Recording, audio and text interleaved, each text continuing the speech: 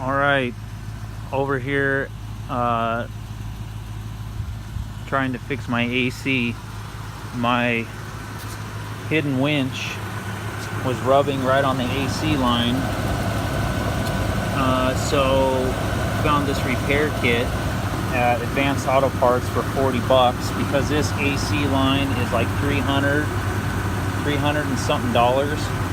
Anyways, so fellow GXOR is here helping a brother out. He's got all the tools, so we're hoping and praying this works. But yeah, this little thing is pretty sweet. This is the package here. A line splice, quick disconnect. Pretty cool. So this is what I'm doing tonight. Got the vacuum and the whole 9 yards.